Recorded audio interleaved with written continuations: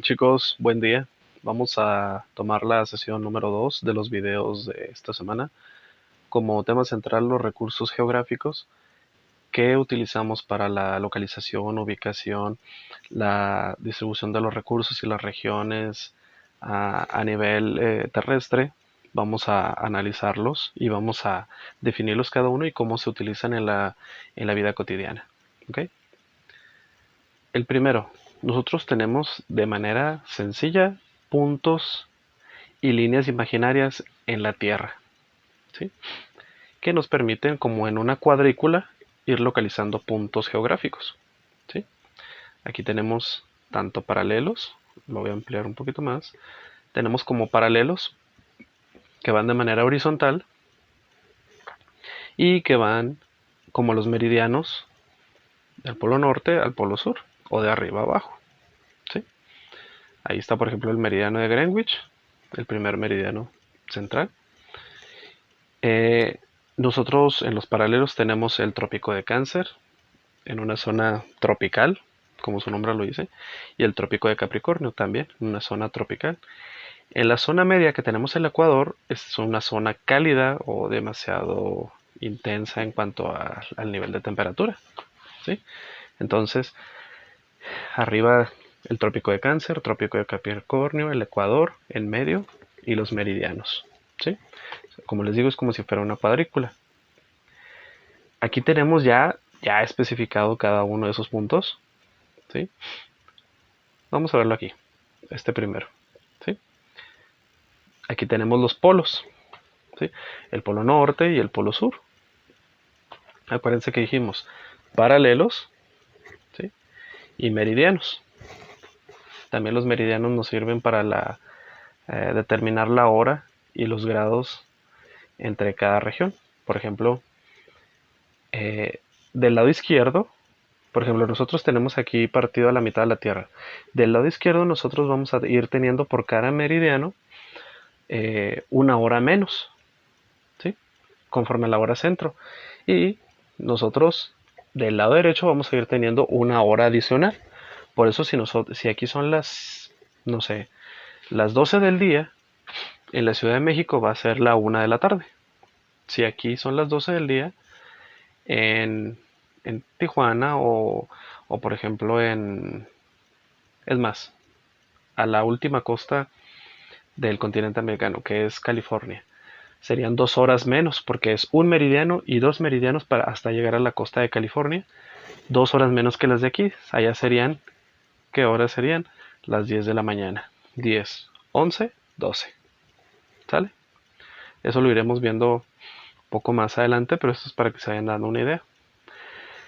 Aquí arriba está el polo ártico, abajo el polo antártico, aparte de los que habíamos mencionado, el trópico de Cáncer, el trópico de Capricornio, el Ecuador, ¿sí? Esto sí es algo que tenemos que memorizar un poco, pero no tanto memorizar, sino representar en dibujos, chicos, e irlo identificando. Por ejemplo, aquí lo tenemos conforme a zonas, chicos. La zona roja es muy caliente, con altas temperaturas. La zona verde es una zona tropical semi húmeda, cálida, mm, atemporal. Y las zonas del polo norte y polo sur están de color azul porque son zonas sumamente frías, ¿sí? Entonces, por eso, como les digo, el polo ártico, polo antártico, trópico de Cáncer, trópico de Capricornio, el Ecuador en medio, ¿sí? El meridiano de Greenwich, ¿sí? Ahí está también. Entonces, iremos viéndolos un poco más. Luego vienen las coordenadas, chicos, que es lo que les digo. Las coordenadas ya serían combinadas los meridianos y los paralelos. Los paralelos y los meridianos. ¿Sale? Entonces nosotros aquí tenemos, voy a ampliar el mapa. Arriba tenemos los grados que nos vamos a ir recorriendo o los grados que va a ir girando la Tierra, chicos, para localizar ese punto. ¿Sí? Como les decía, si nosotros tenemos el punto G ahí de color verde, el punto C de color verde, pues es muy sencillo. Nosotros nos vamos a recorrer 10, 20, 30, 40, 50, 60, 70, 80, 90, 100, 110 grados latitud hacia el lado izquierdo. Nosotros tenemos norte, sur, este y oeste, entonces al este, ¿sí? North, South, West, East, norte, sur, oeste, este, ¿sí? Entonces, aquí tenemos las latitudes. Por ejemplo, en el punto A, la latitud son 30 grados hacia el sur, ¿sí? Entonces nosotros vamos a contar 10, 20, 30 grados y luego hacia el sur, hacia abajo, ¿sale? Entonces, luego longitud, qué tanto de ancho va a recorrer 50 grados al oeste, ¿sale? 50 grados al oeste, 1, 2, 3, 4, 5. Y luego 3 hacia abajo, como les comentaba. 1, 2, 3. 10 grados por cada punto. ¿Sale? Vamos a intentar el H. ¿Sí? El H. Latitud. ¿Sí? Latitud de arriba a abajo. ¿Sí? O podemos empezar también a lo ancho. Vamos a ver a lo ancho. 10, 20, 30, 40, 50, 60, 70, 80. 80 grados hacia el oeste. Y nosotros vamos a bajar 10, 20, 30, 40, 50, 60. Nosotros vamos a bajar 60 grados hacia el sur. Ahí va a estar localizado el punto H. Entonces, latitud y luego longitud, qué tan ancho. ¿Sí? Para que lo relacionen un poco, chicos. De norte a sur y de oeste a este. ¿Sí? Esas son las coordenadas. Todo esto, chicos, genera gráficas, genera concentrados, genera información, que luego esos datos se van a recibir, se van a dar una estructura, se va a crear un plan geográfico que se va a empezar a procesar. ¿Cómo? ¿Cómo se procesa? Bueno, conforme a las necesidades geográficas, económicas, sociales y políticas de la región. Por ejemplo, si vemos que México necesita conforme a las actividades primarias, bueno, en base a eso, delimitar la agricultura, la ganadería, la producción, la industria, ¿sí? ¿Distribuir qué? Alguna embarcación, alguna importación, chicos, el uso de recursos, alguna construcción, etcétera. Su análisis, qué tanto me va a beneficiar, qué tanto me va a perjudicar y qué posibles resultados puedo obtener. ¿Sí? Las recomendaciones. Bueno, después del análisis, ¿qué se puede hacer y qué no? ¿Qué es beneficioso y qué se tiene que modificar? ¿Sí? Es un llevar a la práctica y corregir, básicamente. ¿Sí? ¿Por qué lo puse antes que los mapas, chicos? Porque gracias a toda esta recolección de datos se genera los límites, las fronteras, la distribución regional, natural, de relieve. ¿Sí? Los mapas tienen divisiones estructurales políticas de las separaciones entre regiones, estados, países, islas, masas oceánicas, chicos, o límites entre una región y otra. Y del otro lado nosotros podemos ver que también tiene escalas. Las escalas es como una regleta en la parte de abajo que decimos a una escala de 10, a una escala de 100, a una escala de 1000. ¿Sí? Entonces, por ejemplo, entre menor sea el número, más grande. Esa escala 1 de 5, pues bueno, ¿verdad? Tiene un tamaño considerable. Escala 1 de 10, un poco más chiquito. Escala 1 a 1000, más chiquito. Escala 1 en 1 millón, súper chiquito. ¿Sí? Básicamente, escalas grandes serían mapas de municipios, o de ciudades, o incluso de un estado. Escalas que necesitarían ser demasiado pequeñas, necesitaría ser de un país, de un continente o incluso del mundo, ¿sí? De todos los países y continentes. Luego vienen las coordenadas. ¿Coordenadas de qué, chicos? De un río, de un lago, de un punto, de una ciudad central importante, de algún puente, de alguna conexión hídrica, ¿sí? Coordenadas localizan puntos importantes en los mapas conforme a la latitud y a la longitud, ¿sí? Y el mapa de ubicación es cómo se representa geográficamente esa región en un espacio más grande, ya sea en el estado, en el territorio o en un condado. ¿Sí? Luego tenemos la geolocalización, como les comentaba en las clases anteriores. La geolocalización basada en microchips, en direcciones IP de algún dispositivo, de algún registro de datos biométricos por medio de vía satélite. ¿Esto cómo se genera? Informaciones de huella dactilar, ocular, registros de datos o portafolios de evidencia e incluso mediante el chip telefónico o chip de algún dispositivo inteligente. ¿Sí? Luego tenemos los materiales topográficos, chicos, para el trazo de relieves, de llanuras, de pendientes, de desniveles, para poder construir los tipos de suelo. ¿Sí?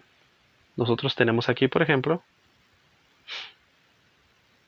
esta es la estación. La estación es donde nosotros empezamos a realizar el balanceo de las mediciones del desnivel por el cual nosotros vamos a empezar a trazar con la cinta métrica. Hagan de cuenta que es como si nosotros contáramos pasos.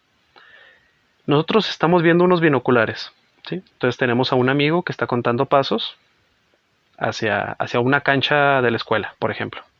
Entonces con nosotros con los binoculares vamos a ver qué tanta distancia está recorriendo, chicos, qué tanta lejanía. Y por ejemplo, si hay una bajadita, si hay un desnivel, pues también de decirle, ok, a ver, conforme estamos viendo eso, vamos a utilizar esta regleta, que esta es un estadal que empieza a medir eh, las secciones de abajo hacia arriba o del punto donde estamos midiendo hacia la visión de la estación, qué tantos centímetros o metros tenemos, dependiendo, ¿verdad? De la sección. Si nosotros tenemos un punto de equilibrio entre este espacio de la estación, estamos viendo el punto central del estadal, y el punto central marca que son 80 centímetros. Quiere decir que tenemos 80 centímetros para construir en superficie ascendente y ya nada más medimos cuánto es lo largo. La distancia que él recorrió, ¿cómo la medimos? Con la cinta métrica. Quiere decir que lo topográfico nos permite medir hacia arriba, en superficie, hacia abajo y a profundidad. ¿Sí? Eso nos permite la topografía. Y obviamente registrar los datos. ¿Sí? Actualmente ya tenemos también los drones, chicos. Los drones nos ayudan a detectar superficies demasiado altas, demasiado eh, largas también. Con el GPS que tenga el dron, puede ir pasando por el área, registrando los datos por escalas biométricas y escalas terrestres, e ir marcando los datos en una superficie, ya sea, por ejemplo, nosotros podemos registrar los datos de que es una región cuadrada, rectangular, uniforme, circular. Entonces el dron nomás va a ascender, le vamos a marcar la ruta y este va a ir registrando las mediciones y las va a ir arrojando a un concentrado. ¿Sí? Así de simple. Aquí nosotros podemos ver una imagen de los registros que hace. ¿Sí? Escalas, distancias, grados, ¿sí? Que gira, que empieza a establecer medidas o bien que desciende. Un dron puede hacer lo mismo que un mapa y una escala topográfica, pero lo hace con GPS y ubicación satelital. Después tenemos los sistemas de información geográfica. Estos son datos, chicos, que todos los instrumentos anteriores nos pueden arrojar.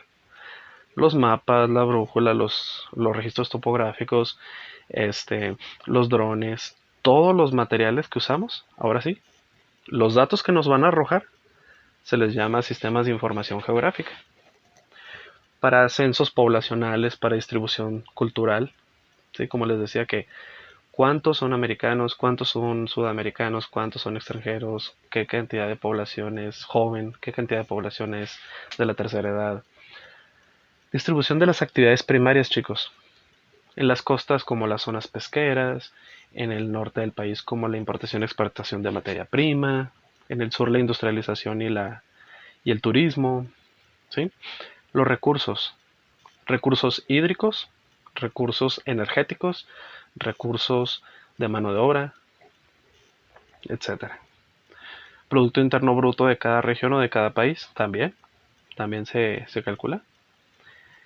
Las coordenadas, coordenadas temporales y horarias, la importación y exportación de recursos, materiales, insumos o bienes y servicios, corrientes oceánicas, clima, temperatura y meteorología, chicos. Como les digo, todo lo que se utilizó con los materiales que anteriormente mencioné, toda la información que nos arroje va a ser incluida en este apartado, en sistemas de información geográfica.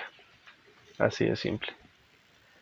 Y aquí podemos ver que se utiliza para la minería, para el estudio de la tierra, de los elementos, del relieve en 3D, lo topográfico y el dron, como les comenté, imágenes vía satélite como la geolocalización.